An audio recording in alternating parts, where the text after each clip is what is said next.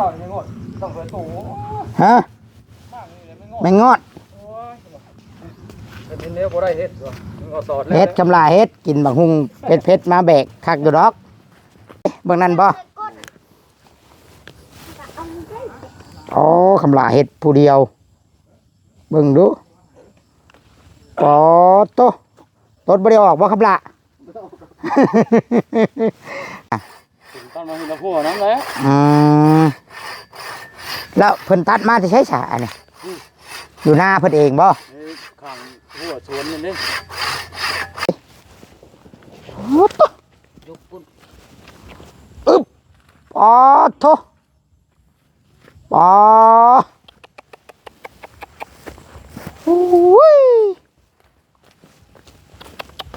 ชมไปกินหมักเพชรมาแล้วอันนี้สิเฮ็ดสูตรนี่ก่อนบาทนี่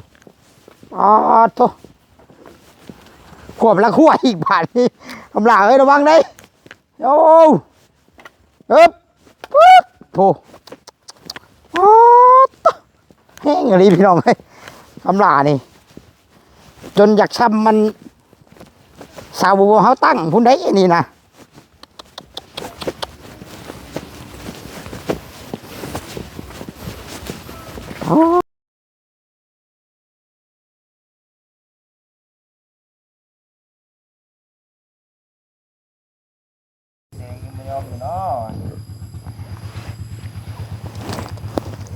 กับถักไทยสบายดีทุกคนสบายดีFCพ่อแม่พี่น้องเบิดสุขุสุคนเด้อทุกคนเด้เนาะเบิดสมองสุบอลบ่ว่าสิอยู่ฝั่งไทยฝั่งลาวและต่างประเทศพี่น้องพบพ่อกับตู้ซิดปันสุขอีกแล้วพี่น้องเอ้ยเนาะโดยทุกคนมื้อนี้ก็ได้เดินทางมาหาคำหลาเด้อทุกคนเอ้ยเนาะเดินทางมาหาเท่าคำหลาพี่น้องเอ้ยเนาะเดินทางมาหาเท่าคำหลากับลูกชายเพิ่นเนาะถือว่าโอ้ยพี่น้องสภาพอากาศบ่เอื้ออำนวยเนาะสภาพอากาศบ่เอื้ออำนวยความสะดวกให้ทางเฮาแล้วมื้อนี้ถือว่าฝนตกลิ้นแต่คืนนี่ตอนนี้เป็นเวลา2 โมงตอนแรง2 โมงบ่ายนะฝนอากาศเช้าเนาะแต่บ่เห็นเด้อทางทีมงานลุงแก้วกับบ่ได้มามื้อนี้กับบ่ติเพิ่นทุกคน เพราะว่ามันฝนได้ซะมื้อเช้านี่กะเลยบ่ได้มีอยากไปต่อและตู้ซิดกะบ่ได้ซื้อแน่อยู่ในกินมาเด้อทุกคนเพราะว่าซื้อมากะคันซื้อซีนซื้อหยังมันก็สิเน่าสิหยังไปดาราเด้ถือว่าเฮาโจ๊ะมื้อนี้เนาะพักมื้ออื่นสภาพอากาศคันฝนบ่ตกกะชวนกันมาลุยเนาะทุกคนเลยแต่ว่าเบิ่งสังเกตเบิ่งเสาเฮือนทั้งหลังนี่คือสิแข็งได้เนาะคือสิแข็งได้แหละเนาะทุกคนเลยไปทุกคนจากใดกะเดี๋ยวตุสิทธิ์สิพาทุกคนเข้าไปอัปเดตเบิ้งเนาะว่ามีอย่างเปลี่ยนแปลงบ่มื้อนี้คิดว่าสิบ่ได้มาเลยได้ทุกคนมื้อนี้นะคิดว่าสิบ่ได้มาแล้ว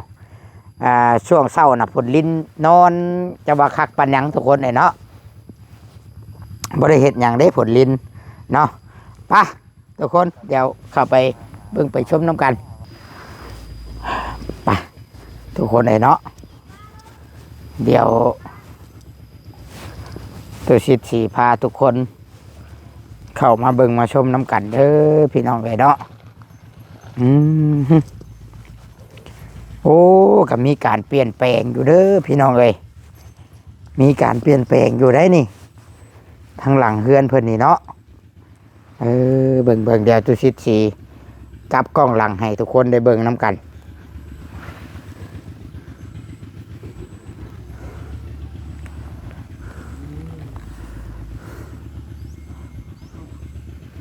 เห็นบ่ทุกคนมีการเปลี่ยนแปลงเด้อทุกคนนี่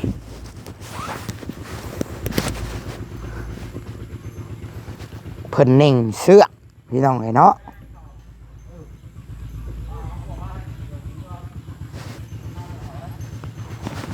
เพิ่นเน่งเสื้อ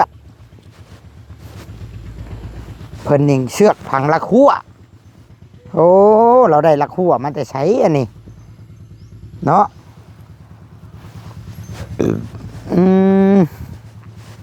เอาดิ แต่ลุงเฉิดเนาะสบายดีเด้อลุงเด้อป้าได้ลักหัวมาสิใช้นี่ลุง ชื่อเอาเจ้านี่ ซื้อเอาโอ้ มันจะด้านหนึงทุกคนอยู่ อืมซื้อหลายลักเติบบ่นี่ 15ลัก 15ลัก ลักหนึ่ง30เสือนะเพิ่น โอ้ ให้มันจะก่อนทางด้านนี้งัวตัวเองมันมากเขา เอพังลักหัวพังกับเพิ่นนี่บ่ เออ พังกับลูกชายเนาะ เออ โอ้เด้ มาเลี้ยงงัวตายแต่งัวเขากินกล้วยอยู่ฟังแล้วหัวไว้ก่อนเนาะ งัวเขากินกกล้วยโดยป้าผู้ปากเวอร์มึงเชิงว่าอยู่มันยังเด้นะ สามพุ่ง ฮะยังปากเวอร์มึงเชิงอยู่สบายดีไหมมาสบายดีกล้องนะแม่สบายดีFCนะแม่ สบายดี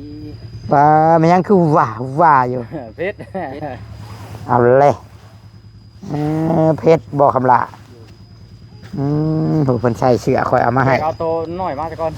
ใส่ตัวลุมมาขุดแล้ว กำลังคิดคุณละคั่ว พอเขาก็ซ้อนใส่ลักน้อยกัน แบบซี่แหละเนาะแบบซี่แหละเวลาเฮาบ่ได้เฮ็ดแนวหนึงเฮาก็เฮ็ดแนวหนึง พอเขาขุดสมพ่อเลยนะ แต่ละที่มารัก ที่มาแล้วนะขุดสมพ่อเลยนะ อืมอันนี้แข็งแล้วบ่สานี่คิดว่าอย่าเพิ่งให้เด็กน้อยมาใกล้เด้อ 13บ่ แข็งแน่แข็งแล้วเนาะคันบ่รุ่นยู่ลงอะดีพี่น้องเอ้ย บ่ลงบ่ อันน่ะตั้งเกเรอยู่บาทนี่ช่องเสาเอามาแข่งเกเรแล้วบาทนี่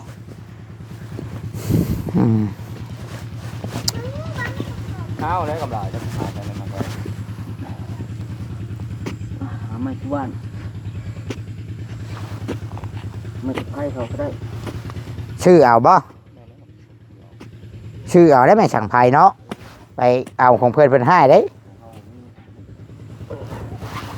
ลำเท่าไรเพิ่นขายไม่สั่งไพ่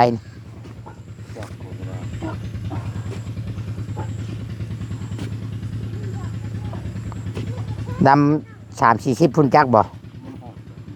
10,000บ่ ประมาณนี้แหละ เช้าบ่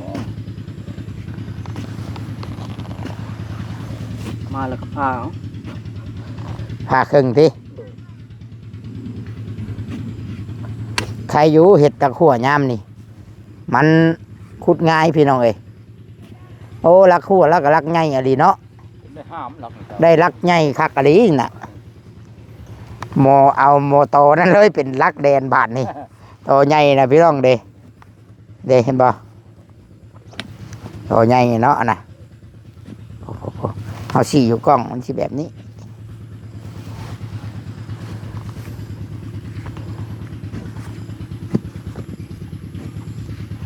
เสียงเพิ่นไทยหน้าบ่น่ะต้นยังบ่แล้วอยู่เนาะ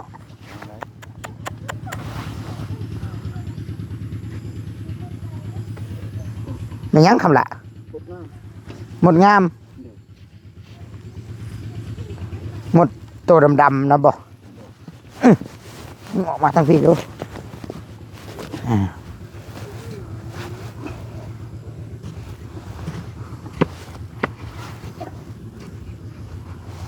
ทีมงานลุงแก้วกับบ่ได้เข้ามาเลยเนาะมื้อนี้เนาะยันแม่นเราบ่ได้มาแล้วละมื้อนี้นะ ฝนตกค่ำแล้วมากับบ่ได้เฮ็ดหยังผัว แม่น บ่ได้เท่าไหร่ เฮากับบริซื้อได้แนวกินมื้อนี้เพราะว่ามันฝนตกเด้จังสิซื้อหยัง หามอง ไปหามเอาบ่บัดนี้คำล่าหามผู้เดียวแล้วนะ เต่านี่มันแบกตาเตะตาล้านก่อนใหญ่หามอง คำล่านี่ไม้ก่อนนะใส่ไม้ก่อนนะฮะ ใช่ครับ เจ้าสิแบกละหัวบ่ เพราะขังนี่เบรกกระหัวยันมันถูไม้ เอาออกก่อนจะไปพอใส่ ถูไม้แตกเนี่ย แตกแท้แหละ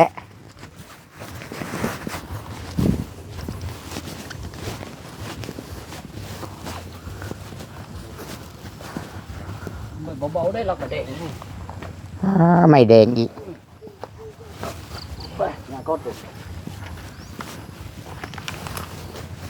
อืม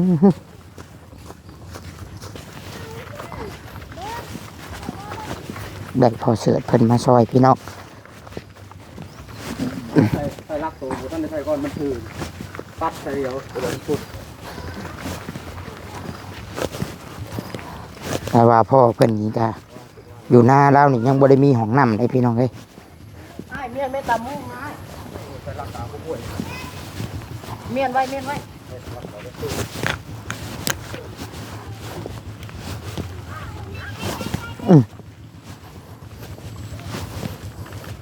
ถิ่มไว้ทุกคนได้เขาจะ ได้จังพังติ ถิ่มลงไว้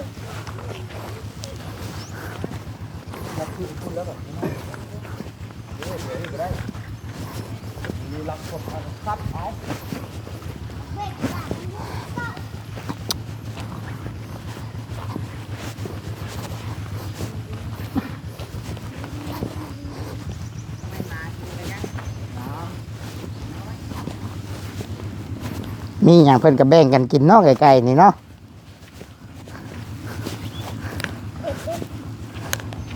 เผ็ดบ่คำลากินตำบักหุ่งกับบ่เอิ้นเต็งโอ้ยเต็งรถอยากตำบักหุ่งอยู่ โอ้ยต่อยยังงดต้องเคยตู่ ฮะ มากนี่เลยไม่งด แม่งงอด โอ้ยเป็นเนื้อบ่ได้เฮ็ดวะมึงเอาตอด เฮ็ดคำลาเฮ็ดกินบักหุ่งเผ็ดๆมาแบกคักอยู่ดอกมีแห้งอยู่ดอก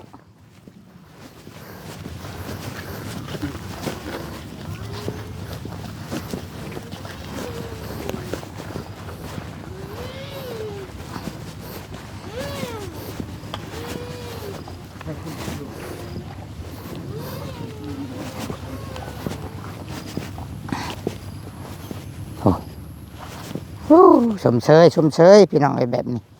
เนาะคนอยากได้อยากมีมันก็ต้องแบบนี้เนาะแล้วก็คนที่ว่าเห็นคุณค่านะพี่น้องไอ้เว้าแล้วก็เห็นคุณค่าในสิ่งที่ผู้หลักผู้ใหญ่เพิ่นอยากให้อันนี้บ่ได้แม่นว่า YouTube เฮาบอกได้นี่เห็นบ่เพิ่นก็เฮ็ดเองโลดฮะแบกผู้เดียวบ่บัดนี่อ้าวเบิ่งดูพี่น้องมันบอกพี่น้องเลยเนาะคำลาก็ต้องแบบนี้แหละพี่น้องเลยเนาะบอกแม่นว่าเฮาทันเฮ็ดตัวใดก่อนแล้วก็เฮ็ดบ่แม่นเฮาสิท่าให้แต่เพิ่นบอกพี่น้องเลยอันนี้ก็ถือว่าชมเชยเนาะยังเหลือแต่ไม่อันนั้นเด้อพี่น้องยังเหลือแต่อันหัวมันพี่น้องหัวมันที่เฮาสิเอามาใส่นี่มันเป็นไม้ไผ่เนาะอย่าพาเด้อครับละทาก่อนเขาต้องเอาไม้ไผ่ไปซื้อไม้ไผ่มาไม้ไผ่ก็สิอยู่บางลำ15,000 20,000นี่แหละพี่น้องไอ้เนาะเบิ่งมาเบิ่งคำละกำลังสิย่อผู้เดียวเลย ย่อได้บ่ ได้ โอ้ต้นหน้าแดงไปแล้ว ขุดกับปะขุดกระยาวนี่เขาเห็ดลักใหญ่เขาจกขุดกว้าง ปลาหลักนี่คือแบบจุดกระตีดเนาะ ใช่ ๆยาว เอาเลยแม่ ไม่ยังนะไม่ยังนะ ตะวันเบิ่งน้ำน้องหน่อยไป ไข่กูกินเลยไปอัดหน่อย เอาเร็วเอาสิเป่าไข่แล้วบ่ได้เยอะ ฉีแบกเบื้องใดเบื้องนั้นบ่โอ้คำละเห็ดผู้เดียวเบิ่งดูปอโตต้นบ่ได้ออกบ่คำละ อ๋อไปเลยพี่น้องไอ้ผู้นั้นมาต้นออกน้ำไปแล้วพี่น้องไปแล้วผู้เฮ็ดคำละเฮ็ดปุ้ยประมาณจักโลคำละได้บ่50 โลประมาณที่อยู่วัง30 ปลายนะนี่พูนเสียบลงเลยอันนี้เบิดได้บ่พอเป็นคนพังบาทนี่พี่น้องเอ้ยผู้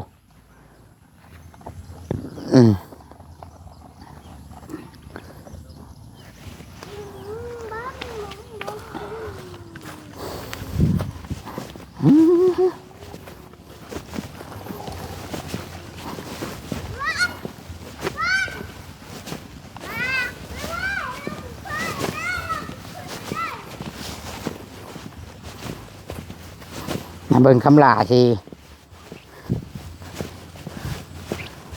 ย่อตัวนี้อีกบาทนี่ตัวนี้สิเบากว่าบ่ ทำงานน้อยกว่า ฮะ ตัวนี้สิหนักกว่าดิปาดโตเฮ็ด เด่นครับ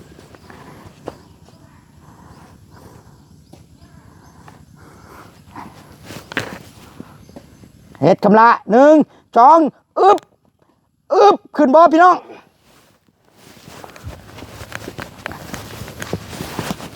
อ๋อท่าของแท้อันนี้คำลานี่ไปบำรุงตำบักหุ่งเป็นเพชรมาเลยก็มาย่อนักอันนี้อ๋อเด้อ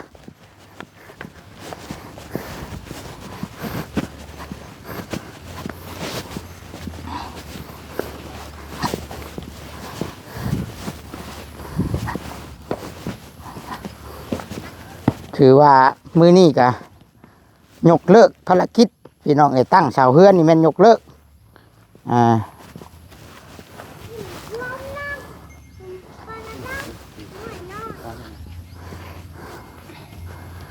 อ๋อ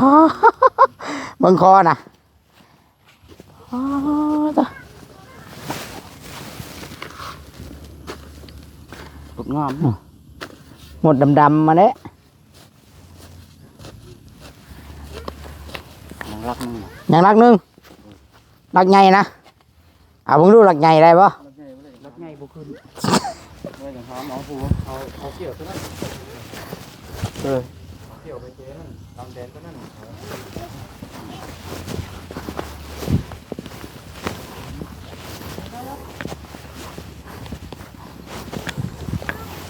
ไปเอาอีกรักหนึงตัวนี้รักน้อยอยู่ตัวนี้เนาะคำหลาเนาะ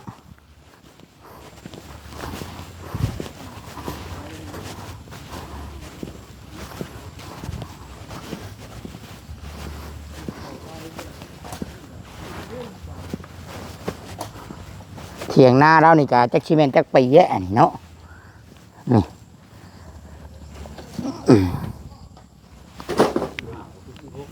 หืม มากินได้บิ๊กเอ้ย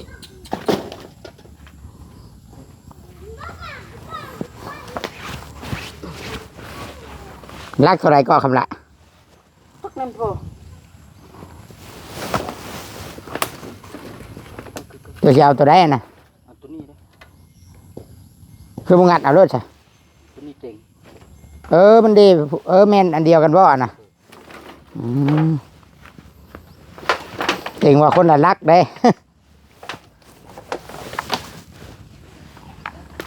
รักอันไม่แดงบ่นี่คำละ โดย มันชิวได้เฮิงเนาะคันไม่แดงเนาะหลายปีได้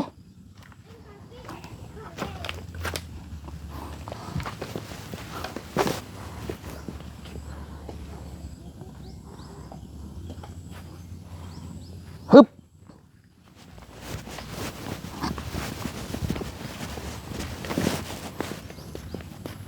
โคตร บ่อยากงามปันใดตัวนี้เนาะตัดเอาเนาะ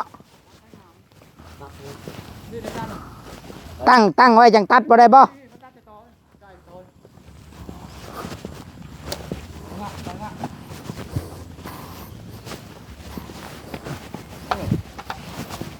ายตัดถิ่นยาต่องามแล้วมันถือว่า เห็นรถ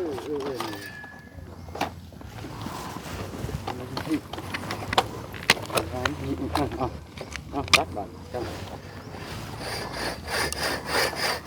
ตัดเสร็จเป็นดังไฟเนาะ ตัดไว้ดังไฟติ ยังรักไงรักนึงหามมาให้คุณเลยบวกตัวงามเลยใช่ตัวนั้น อันนี้ไม่เพิ่นว่าสิเอามาเฮ็ดทานนะบ่นี่นะ ถึงตั้งมาให้เราหัวน้ำเลย อืมแล้วเพิ่นตัดมาจะใช้ฉาอันนี้อยู่หน้าเพิ่นเองบ่ ข้างหัวชวนนี่นี่ ดอนลาละบ่น่ะ เขาเจ้าชื่อไม่ครับท ก็เอาปลายมัน อืมอันนี้ง่าไหมมันบ่อนี่นะง่าปลายมันยังมันบ่อนี่นะ ปลาย เดี๋ยวเรามาได้เป็นลักหัวเฉยเนาะหลายปีเลยด้วยนี่ ไม่อันนี้มันปวกมันบ่อยากสู่นั่นเนาะ มันอยู่กินตัวมาแดง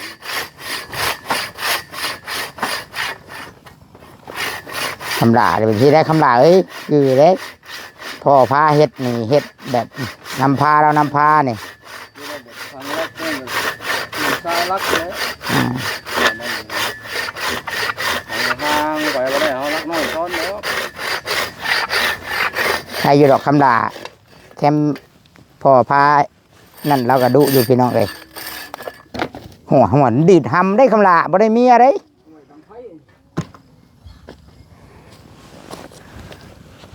ใช่หลุม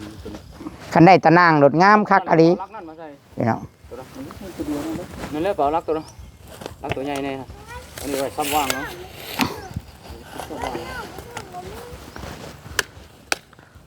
สิแบวรักไงบ่บัดนี้ ได้บ่ได้อยู่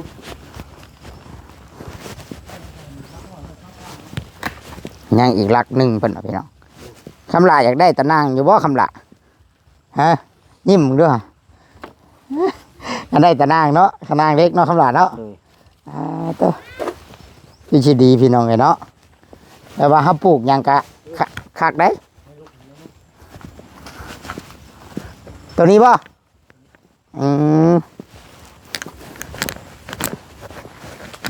โอ้ถ้าอยากกินตำมะฮุ่งเนาะกินเนี่ยมันแซ่บปลาโถหนักได้คำลาเอ้ย ได้ เบาเซนชาแนล ไงกุนเด้อ ได้บ่คำลา ได้ นักได้บ่โตบ่ดอกอันนี้ เอามาตัดนี่บุญงามบุญเจ็บคือกันนะผู้เสือฮะนะ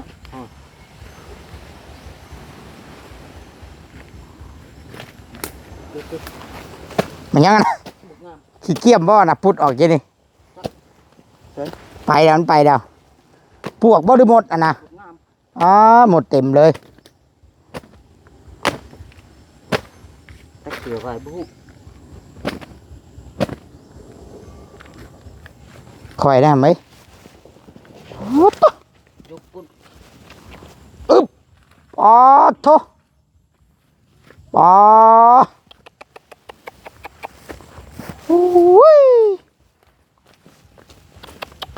ชมไปกินหมักเพชรมาแล้วอันนี้สิเฮ็ดสูตรนี่ก่อนบาทนี่อ๋อโถขวบละขั้วอีกบาทนี่กำลังระวังได้โอ้ปึ๊บโถอ๋อแห้งอะไรพี่น้องเอ้ยกำลังนี่จนอยากช้ำมันสาวบัวเขาตั้งพุ่นได้นี่นะ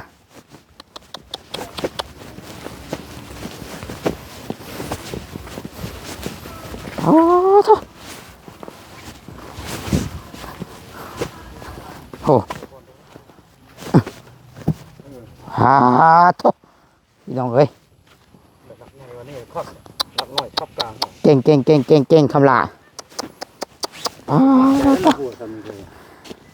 เก่งแท้บ่ดีใจป่ะคำว่าได้รักกันตารางเล็กนี่คือจิกักเนาะอยากได้อยู่วะ อย่าได้ว่าจะปลูกมันแก้วหรือเปล่าซิ ทำได้นะที ว่าแล้วว่าจะปลูกมันแก้วท่านว่าจะปลูกมันแก้ว มันภาษามันแก้วไว้บุก นี่แหละคำลาเอ้ยหักฉาคุณงามความดีพ่อพาเฮ็ดแม่พาสร้าง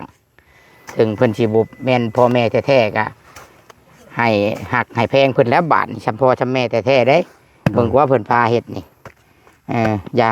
เฮ็ดให้เพิ่นเสียใจเด้อ โดย เป็นคนหูผู้ดีแห่งดุแห่งมันไปหนาได้มันแห่งสิมีสิได้ไปหนาคำลาเอ้ยบัดลูกบัดเต้าใหญ่ผู้บัดผากได้อยากไปถกไปไทยก็ไปได้บัดเลยหรือว่ามีแนวเห็ดอยู่บ้านเฮาก็เห็ดอยู่บ้านเฮา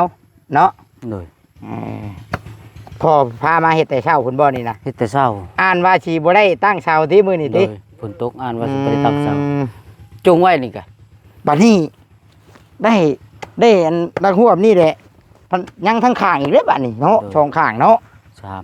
ชามได้ทั้งหน้าอีก โดย เบิดได้รักหัวสิเอามาใช้ฉบับนี้ แล้วก็ซอกถามว่าเขาเจ้าบ่ยังอยู่เพิ่นเขาสิเอาทั้งลุมขึ้นมารักไว้นี่เหรอ เท่าไรก็อันนี้น่ะชื่อน่ะรักเท่าไรนี่ รัก30เปิดซื้อ ป้ารัก30บ่ได้พี่น้องมันก็บ่ได้ธรรมดาเด้สมมุติว่า15รักกะ ว่าอย่างว่าเบอร์ตะกี้ว่าจะซื้อไม่ใส่คือหน้าตัวเองนี่ท้องง่วงเด้ เอ เพิ่น อ บอกว่าให้เฮาได้ให้เพิ่นบ่ เอองามได้สิแล้วคอยตั้งขึ้นไป เพิ่นบอกให้เฮาได้จ้ะ จังใดก็ เอาแม่สะดาวอ่ะ โอ้ยพี่น้องเอ้ยเนาะอยากให้คำลาได้ อันตะนางนั่นเด้เนาะตะนางเล็กนะได้ตะนางเล็กตอกตะปูเน็บใช่ได้เนาะคำลาเนาะ โดย ชำชิปลูกอย่างกับแบบเฮาบ่ต้องระแวงเนาะ โดย ต้องปลูกพี่น้องสี่ด้านเนาะเอาโอเคคลิปนี้ก็สิขอจบคลิปขอบใจทั้งพ่อเฉิดเด้อขอบใจคำลาเด้อ โดย คำลาต้องขอบใจพ่อเฉิดแม่เฉิดหลายๆ โดย ต้องให้เป็นยามมีเวียกมีงานก็คือว่าแหละพ่อแล่นกับแล่นได้คำลาเอ้ย โดย ชำพ่อชำแม่เฮาแต่แท้ๆได้บาดนี่บางทีตัวเกิดพิษบอลก็มีนะพ่อกับแม่แท้ๆมาพ่อกันอย่ามันเนาะ โดย สู้ๆเอาดุมันนั่นแหละเฮ้ยนี่แหละผู้รักผู้ใหญ่เห็นเพิ่นก็ย่องเราได้นี่ ยังรักนึงใช่ปะ ก็ได้พ่อนี่แหละพี่น้องเนาะพ่อเชิดประมาณนี้คำละมาเจ้าหน้าเบาแสนเข้ามาต่อบัดนี้สบายดีคำละสบายดีเด้อพ่อเชิดเด้อขอบใจใจลายพี่น้องเนาะอยู่กับคนดีพี่น้องอยู่กับคนดุกะดีพี่น้องเนาะพ่อแม่ดีพ่อแม่พาเฮ็ดพาสร้างเด่นเพิ่นว่าพ่อแม่พาเฮ็ดพาสร้างลูกกะดุน้ำเพิ่นว่าพี่น้องเนาะโอเคพี่น้องสำหรับคลิปนี้ก็ตุชิตก็สิได้ขอตัวจบคลิปลงเพียงสำนี้เนาะขอให้ทุกคนทุกท่านจงมีแต่ความสุขพี่น้องสุดท้ายนี่สิได้กล่าวคำว่าสบายดีพี่น้องสบายดี